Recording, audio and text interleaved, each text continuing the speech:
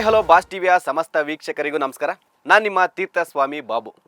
ಏನು big boss season 12 finale ಹಂತಕ್ಕೆ ಬಂದಿದೆ. ಸೊ ಕಪ್ ಯಾರು ಗೆಲ್ತಾರೆ, ಫೈನಲಿಸ್ಟ್ ಯಾರಾಗ್ತಾರೆ ಅನ್ನೋ ಕುತೂಹಲ ಎಲ್ಲರಲ್ಲೂ ಕೂಡ ಇದೆ. ಸೊ ಕುತೂಹಲ ಜೊತೆಗೆ ಮನೋರಂಜನೆ ಕೂಡ ಸಿಗ್ತಾ ಇದೆ. ಈಗ ಬಿಗ್ ಬಾಸಲ್ಲಿ ಸ್ಪರ್ಧಿಗಳು ಸೈಲೆಂಟ್ ಆಗಿದ್ದವರು ವೈಲೆಂಟ್ ಆಗ್ತಾ ಇದ್ದಾರೆ, ವೈಲೆಂಟ್ ಆಗಿದ್ದವರು ಸೈಲೆಂಟ್ ಆಗ್ತಿದ್ದಾರೆ. ಸೊ ಬೇರೆ ಬೇರೆ ಟ್ವಿಸ್ಟ್ಗಳು ಕೂಡ ನಡೀತಾ ಇದೆ. ಇದ್ರ ನಡುವೆ ಇತ್ತೀಚೆಗೆ ಅಂದರೆ ನಿನ್ನೆ ಮೊನ್ನೆ ಮತ್ತೆ ಇವತ್ತು ಬಂದಿರೋ ಪ್ರೋಮೋದಲ್ಲಿ ಎಪಿಸೋಡಲ್ಲಿ ನೋಡಿರ್ತೀರ ನೀವು, ಸ್ಪರ್ಧಿಗಳು ಯಾವ ಥರ ಚೇಂಜ್ ಆಗ್ತಾ ಇದ್ದಾರೆ ಅಂದರೆ ಬೇರೆ ಸ್ಪರ್ಧಿಗಳ ಜೊತೆ. ಅಂದರೆ ನೀವು ನೋಡಿರ್ಬೋದು ಬಿಗ್ ಬಾಸ್ ಎಲ್ಲ ಸೀಸನಲ್ಲೂ ಕೂಡ ಒಂದು ಲವ್ ಸ್ಟೋರಿ ಅಥವಾ ಒಂದು ಬಾಂಡಿಂಗ್ ಇರುತ್ತೆ ಒಂದು ಹುಡುಗ ಹುಡುಗಿ ಜೊತೆ, ಸ್ಪರ್ಧಿಗಳ ಜೊತೆ. ಸೊ ಅದೇನು ಹೊಸದಲ್ಲ, ನೀವು ನೋಡೇರಿರ್ತೀರ. ಸೊ ಅದೇ ಥರ ಈ ಸೀಸನಲ್ಲಿ ಆ ಥರ ಒಂದು ಬಾಂಡಿಂಗ್, ಆ ಒಂದು ಜೋಡಿಗಳು ಯಾವ್ದು ಅಂದರೆ ಒಂದು ಸೂರಜ್ ಮತ್ತು ರಾಶಿಕಾದಿತ್ತು. ಸೊ ಸೂರಜ್ ಅವರು ಹೊರಗಡೆ ಬಂದಿದ್ದಾರೆ. ಸೊ ಇವಾಗ ಹೊಸ್ದಾಗಿ ಶುರು ಆಗಿರೋದು ಯಾವುದಂದರೆ, ಹೊಸ್ದಾಗಲ್ಲ ಆಲ್ರೆಡಿ ಹಳೇದಿತ್ತು, ಗಿಲ್ಲಿ ಮತ್ತು ಕಾವ್ಯ ಅವ್ರದ್ದು ಒಂಥರ ಬಾಂಡಿಂಗ್ ಗೊತ್ತೇ ಇದೆ ನಿಮ್ಗೆ ಯಾವ ಥರ ಇದೆ ಅಂತ. ಸೊ ಆ ಬಾಂಡಿಂಗ್ ಜೊತೆಗೆ ಈಗ ಇನ್ನೊಬ್ಬರು ವ್ಯಕ್ತಿ ಎಂಟ್ರಿ ಕೊಟ್ಟಿದ್ದಾರೆ, ಮೂರನೇ ವ್ಯಕ್ತಿ ಆ ಒಂದು ಅಫೇರ್ ಅಲ್ಲ, ಅದೊಂಥರ ಬಾಂಡಿಂಗ್, ಆ ಬಾಂಡಿಂಗಿಗೆ ಎಂಟ್ರಿ ಆಗಿದ್ದಾರೆ. ಅದೇ ರಕ್ಷಿತಾ ಅವರು. ಸೊ ನೀವು ನೋಡಿರ್ತೀರಾ, ಇತ್ತೀಚೆಗೆ ಅಬ್ಸರ್ವ್ ಮಾಡಿರ್ತೀರ, ರಕ್ಷಿತಾ ಅವ್ರಿಗೆ ಒಂಥರ ಪೊಸೆಸಿವ್ನೆಸ್, ಗಿಲ್ಲಿ ಮೇಲೆ ಒಂಥರ ಬಾಂಡಿಂಗ್ ಜಾಸ್ತಿ ಇದೆ. ಗಿಲ್ಲಿ ನನ್ನ ಜೊತೆನೇ ಇರಬೇಕು, ನನ್ನ ಜೊತೆನೇ ಮಾತಾಡಬೇಕು ಅಂತ ಕಾವ್ಯನ ಸ್ವಲ್ಪ ದೂರ ಮಾಡ್ತಾ ಇದ್ದಾರೆ ಅಂತ ಅನಿಸುತ್ತೆ. ಗೊತ್ತಿಲ್ಲ ಯಾವ ಥರ ನಡೀತಾ ಇದೆ ಒಳಗಡೆ ಅಂತ. ಸೊ ಪ್ರೋಮೋದಲ್ಲಾಗಿರ್ಬೋದು, ಎಪಿಸೋಡಲ್ಲಾಗಿರ್ಬೋದು, ನೋಡೋರಿಗೆ ಹಂಗೆ ಅನಿಸುತ್ತೆ. ಯಾಕೆಂತಂದರೆ ನೀವು ಹೇಳ್ತಾರೆ, ಒಂದು ಟಾಸ್ಕ್ ಬರುತ್ತೆ, ಒಂದು ಸೀರಿಯಲ್ ಅವರು ಮನೆಗೆ ವಿಸಿಟ್ ಮಾಡ್ತಾರೆ. ಸೊ ಅವಾಗ ಹೇಳ್ತಾರೆ, ನೀವು ಗಿಲ್ಲಿಗೆ ಒಂದು ಕ್ವಶನ್ ಬರುತ್ತೆ, ನೀವು ಮದುವೆ ನಿಮ್ಮದು ಅರೇಂಜ್ ಮ್ಯಾರೇಜಾ ಅಥವಾ ಲವ್ ಮ್ಯಾರೇಜ್ ಆಗ್ತೀರಾ ಅಂತ. ಸೊ ಗಿಲ್ಲಿ ಹೇಳ್ತಾರೆ, ನಾನು ಮ್ಯಾರೇಜ್ ಆಗಬಾರ್ದು ಅಂತ ಇದ್ದೀನಿ ಅಂತ ಒಂದು ಆನ್ಸರ್ ಬರುತ್ತೆ. ನೆಕ್ಸ್ಟು ರಕ್ಷಿತಾಗೆ ಕ್ವಶನ್ನು, ನೀವು ಯಾವ ಥರ ಲವ್ ಮ್ಯಾರೇಜ್ ಅರೇಂಜ್ ಮ್ಯಾರೇಜ್ ಅಂತ ಕೇಳಿದಾಗ ಅವ್ರು ಹೇಳ್ತಾರೆ, ನಾನು ಮದುವೆ ಆಗೋ ಹುಡುಗ ಕಾಮಿಡಿ ಆಗಿರಬೇಕು, ಎಂಟರ್ಟೈನ್ ಮಾಡಬೇಕು, ಪಕ್ಕದಲ್ಲಿ ಗಿಲ್ಲಿ ಇರ್ತಾರೆ, ಸೊ ಗಿಲ್ಲಿ ಥರನೇ ಇರಬೇಕು ಅಂತ ಅವ್ರನ್ನ ಉದಾಹರಣೆ ಕೊಟ್ಟು ಹೇಳ್ತಾರೆ. ಸೊ ಅದು ಒಂದು ರೀತಿ ರಕ್ಷಿತಾಗಿ ಯಾಕೋ ಗಿಲ್ಲಿ ಮೇಲೆ ಸ್ವಲ್ಪ ಸ್ವಲ್ಪ ಸ್ವಲ್ಪ ಸ್ವಲ್ಪ ಏನೋ ಪ್ರೀತಿ ಲವ್ ಸ್ಟಾರ್ಟ್ ಆಗ್ತಿದೆಯಾ ಅಂತ. ಯಾಕೆಂತಂದರೆ ಒಂದು ಕಡೆ ನೋಡಿದ್ರೆ ನೀವು ಕಾವ್ಯನ ದೂರ ಮಾಡ್ತಿದ್ದಾರೆ, ನೀವು ಓಪನ್ ಆಗೇ ಗೊತ್ತಾಗ್ತಿದೆ, ಕಾವ್ಯ ಜೊತೆ ಜಾಸ್ತಿ ಸೇರಕ್ಕೆ ಬಿಡ್ತಾ ಇಲ್ಲ ಗಿಲ್ಲಿನ. ಸೊ ಅವಾಯ್ಡ್ ಮಾಡೋ ಥರ ಮಾಡ್ತಿದ್ದಾರೆ. ಅಂದರೆ ಗಿಲ್ಲಿ ಎಲ್ಲ ಗ್ರೂಪಲ್ಲಿ ಮಾತಾಡ್ತಿದ್ದಾರೆ, ಗಿಲ್ಲಿನ ಸಪ್ರೇಟ್ ಕರ್ಕೊಂಬರೋದು, ಮಾತಾಡ್ಸೋದು, ಅಥವಾ ಇವರೇ ಸಪ್ರೇಟಾಗಿ ಹೋಗಿ ಮಾತಾಡೋದು. ಸೊ ಆ ಥರ ಎಲ್ಲ ಮಾಡ್ತಿದ್ದಾರೆ. ಮತ್ತು ಇವತ್ತಿನ ಪ್ರೋಮೋದಲ್ಲೂ ಕೂಡ ನೀವು ಅಬ್ಸರ್ವ್ ಮಾಡಿರ್ತೀರ, ಏನಂತಂದರೆ ರಾಶಿಕಾ ಒಂದು ನಾಮಿನೇಟ್ ಮಾಡಬೇಕಾಗಿ ಕಳಪೆ ಕೊಡಬೇಕಿರುತ್ತೆ.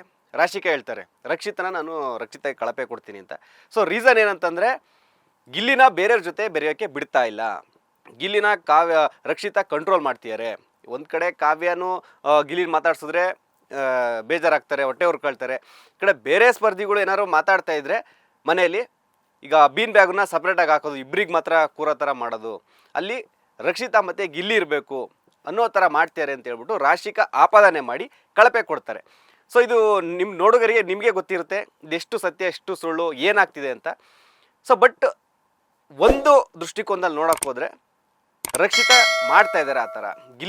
ಗಿಲ್ಲಿ ಜೊತೆ ಜಾಸ್ತಿ ಬಾಂಡಿಂಗ್, ಅಂದರೆ ಬಾಂಡಿಂಗ್ ಇದ್ದೇ ಇದೆ. ಸೊ ಅವ್ರದ್ದು ಗಿಲ್ಲಿದು ಮತ್ತು ರಕ್ಷಿತಾ ಸ್ವಲ್ಪ ಕಾಮಿಡಿ, ಇಬ್ಬರು ಕಾಮಿಡಿ ಏನೇ ಮಾಡಿದ್ರು ಅವ್ರದ್ದೊಂದು ನಡೀತಾ ಇದೆ, ಅದೊಂಥರ ಚೆನ್ನಾಗಿರುತ್ತೆ. ಬಟ್ ಇವ್ರದ್ದು ಪೊಸೆಸಿವ್ನೆಸ್ ಅಂತ ಕಾಣಿಸ್ತಾ ಇದೆ. ಅಂದರೆ ಗಿಲ್ಲಿ ಬೇರೆ ಜೊತೆ ಮಿಂಗಲ್ ಆಗಬಾರ್ದು, ಗಿಲ್ಲಿ ನನ್ನ ಜೊತೆನೇ ಇರಬೇಕು, ಗಿಲ್ಲಿ ನನ್ನ ಜೊತೆನೇ ಮಾತಾಡಬೇಕು ಅಂತ ಓಪನ್ ಆಗಿ ಬೇರೆ ಸ್ಪರ್ಧಿ ಮನೇಲಿ ಹೇಳಿದ್ದಾರೆ ಅಂತಂದರೆ, ಸೊ ಅದು ಆ ಥರ ಕಾಣಿಸ್ತಾ ಇದೆ ಅಂತ ಅನಿಸುತ್ತೆ. ಅದ್ರ ಜೊತೆಗೆ ಇನ್ನೊಂದು ಏನಂತಂದರೆ, ಅಲ್ಲ ಇದು ಅವರು ವೈಯಕ್ತಿಕ, ಒಂದೇನಂತಂದರೆ ಬಿಗ್ ಬಾಸ್ ಮನೆಯೊಳಗೆ ಏನೇ ಮಾಡಿದ್ರು ಕೂಡ ಎಂಟರ್ಟೈನ್ಮೆಂಟ್ ಆಗಿರುತ್ತೆ. ಸೊ ಹೊರಗಡೆ ಬಂದು ಅವ್ರು ಅದೇ ಥರ ಕಂಟಿನ್ಯೂ ಮಾಡ್ಬೋದು, ಇಲ್ಲ ಇರ್ಬೋದು, ಅದು ಬೇರೆ ವಿಚಾರ. ಬಟ್ ಇವಾಗ ಫೈನಲ್ ಅಂತಕ್ಕೆ ಬಂದು ಈ ಥರ ಮಾಡ್ತಾ ಇರೋದ್ರಿಂದ ರಕ್ಷಿತಾ ಏನಾದರೂ ಸ್ಟ್ರಾಟಜಿ ಮಾಡ್ತಿದ್ದಾರಾ? Gilli strong contestant, finalist. So Gilli ಜೊತೆಗೆ ನಾನು ಚೆನ್ನಾಗಿದ್ದರೆ ಇನ್ನೂ ಏನಾದ್ರು ಫೈನಲ್ಗೆ ಟಾಪ್ 5ಗೆ ಟಾಪ್ 6ಗೆ ಹೋಗೋ ಚಾನ್ಸ್ ಇದೆಯಾ, ಹೋಗ್ಬೋದಾ ಅಂತ ಒಂದು ಆಲೋಚನೆ ಇರ್ಬೋದು, ಹೇಳೋಕ್ಕಾಗಲ್ಲ. ಒಂದು ಕಡೆ ಅಂದರೆ ಈಗ ಹುಡುಗಿರಲ್ಲಿ 3 ಜನ, 4 ಜನ, ಅಶ್ವಿನಿ, ರಕ್ಷಿತಾ, ರಾಶಿಕಾ ಮತ್ತು ಕಾವ್ಯ. ಸೊ ಇಷ್ಟು ಚಂದಲ್ಲಿ ಎಲ್ಲರೂ ಸ್ಟ್ರಾಂಗ್ ಇದ್ದಾರೆ.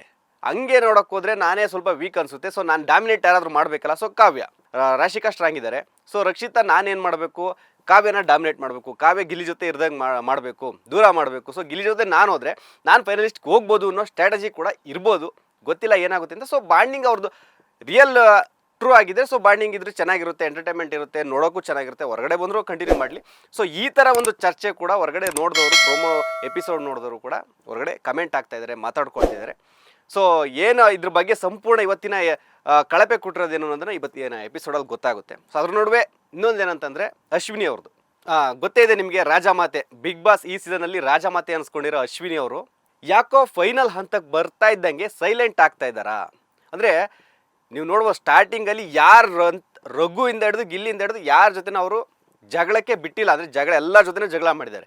ಸೊ ಅಂಥವ್ರು ಫೈನಲ್ ಹಂತಕ್ಕೆ ಬರ್ತಾ ಬರ್ತಾ ಯಾಕೋ ಸೈಲೆಂಟ್ ಆಗ್ತಾ ಇದ್ದಾರೆ. ಟಾಸ್ಕಲ್ಲಿ ಆಗಿರ್ಬೋದು, ನೀವು ಟಾಸ್ಕ್ ನೋಡಿದ್ರೆ ಎಲ್ಲರೂ ಕೂಡ ಒಂದು ಆ ನೀರಚ್ಚೋ ಟಾಸ್ಕಲ್ಲಿ ಎಲ್ಲರೂ ಕೂಡ ಒಂದು ಅಗ್ರೆಸಿವ್ ಆಗಿ ಆಟ ಆಡ್ತಾರೆ. ಸೊ ಇಲ್ಲಿ ಅಶ್ವಿನಿ ಅವ್ರು ಏನು ಮಾಡ್ತಾರೆ, ಕೂಲಾಗಿ ಯಾರಿಗೂ ಕೂಡ ಹರ್ಟ್ ಮಾಡೋದೇ ಇರೋ ಥರ ಆ ಥರ ಆಟ ಆಡಿದ್ರು. ಸೊ ಫೈನಲ್ ಹಂತಕ್ಕೆ ಬಂದು ಅಶ್ವಿನಿ ಅವರು ಅವ್ರದ್ದೇನು ಸ್ಟ್ರಾಟಜಿ ಮಾಡ್ತಿದ್ದಾರೆ ಅಂತ ಅದೊಂದು ಕೂಡ ಇವಾಗ ಚರ್ಚೆ ಆಗ್ತಾ ಇದೆ. ಅಶ್ವಿನಿ ಅವ್ರು ಆ ಥರ ಅಲ್ಲ, ಅವರು ಈ ಸ್ಟಾರ್ಟಿಂಗಲ್ಲೇ ಆ ಥರ ಇದ್ದವರು, ಇನ್ನು ಫೈನಲ್ ಹಂತಕ್ಕೆ ಬಂದರೆ ಇನ್ನು ಯಾವ ಥರ ಇರುತ್ತೆ.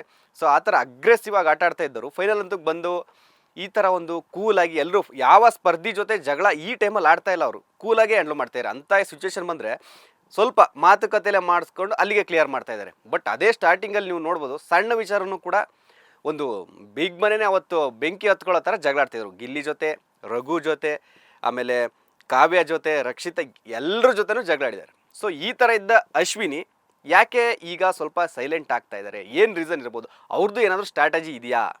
ಸೊ ಅದು ಕೂಡ ಹೊರಗಡೆ ಬೀಳುತ್ತೆ. ಸೊ ಇಲ್ಲ ಅವರು ಫೈನಲ್ ಹಂತಕ್ಕೆ ಬಂದು ನಾವು ಜನನ ಇದೇ ಥರ ಅಲ್ಲ, ಅಶ್ವಿನಿಯಲ್ಲೂ ಒಂದು ಕರುಣೆ ಇದೆ, ಅಶ್ವಿನಿಯಲ್ಲೂ ಒಂದು ಸೈಲೆಂಟ್ನೆಸ್ ಇದೆ ಅಂತ ಆ ಥರ ಏನಾದರೂ ಜನರ ಹತ್ರ ತೋರಿಸ್ಕೊಳಕ್ಕೆ ಹೋಗ್ತೀಯಾರ?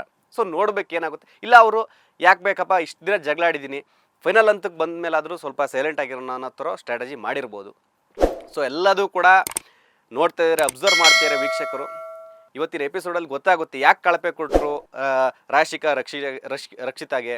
ಸೊ ಮತ್ತೆ ಅಶ್ವಿನಿ ಅವ್ರು ಯಾಕೆ ಸೈಲೆಂಟ್ ಆಗ್ತಾ ಇದ್ದಾರೆ ಎಲ್ಲರದು ಕೂಡ ಗೊತ್ತಾಗ್ತಿದೆ. ಸೊ ಇವಾಗ ಏನಂತಂದರೆ ಕ್ಯಾಪ್ಟನ್ ಆಗಿರೋ ಧನುಷು ಫೈನಲಿಗೆ ಎಂಟ್ರಿ ಕೊಟ್ಟಿದ್ದಾರೆ. ಸೊ ಇನ್ನು ಉಳಿದ ಸ್ಪರ್ಧಿಗಳು ಯಾರು ಹೋಗ್ತಾರೆ, ಯಾರು ಎಲಿಮಿನೇಟ್ ಆಗ್ತಾರೆ, ಸೊ ಬರೀ 5 ಜನ ಹೋಗ್ತಾರಾ ಅಥವಾ 6 ಜನ ಹೋಗ್ತಾರಾ, ಅದೆಲ್ಲದೂ ಕೂಡ ಗೊತ್ತಾಗುತ್ತೆ ಸದ್ಯದಲ್ಲೇ ಬಿಗ್ ಬಾಸ್ ವಿನ್ನರು ಕೂಡ ಗೊತ್ತಾಗುತ್ತೆ. ಸೊ ನೋಡ್ತಾ ಇರಿ, ಇದೇ ಥರ ಬಿಗ್ ಬಾಸ್ ಅಪ್ಡೇಟ್ಗಾಗಿ ಫಾಲೋ ಮಾಡಿ ಬಾಸ್ ಟಿವಿ. ನಮಸ್ಕಾರ. ಲೇಟೆಸ್ಟ್ ಹಾಗೂ ಇಂಟ್ರೆಸ್ಟಿಂಗ್ ಸುದ್ದಿಗಳಿಗಾಗಿ ಬಾಸ್ ಟಿವಿ ಕನ್ನಡ ಚಾನೆಲ್ನ ಸಬ್ಸ್ಕ್ರೈಬ್ ಮಾಡಿ, ಹಾಗೆಯೇ ಬೆಲ್ ಐಕಾನ್ ಪ್ರೆಸ್ ಮಾಡಿ. ಇದರ ಜೊತೆಗೆ ಫೇಸ್ಬುಕ್, ಇನ್ಸ್ಟಾಗ್ರಾಮ್, ಎಕ್ಸ್ನಲ್ಲೂ ಮಿಸ್ ಮಾಡದೆ ಫಾಲೋ ಮಾಡಿ.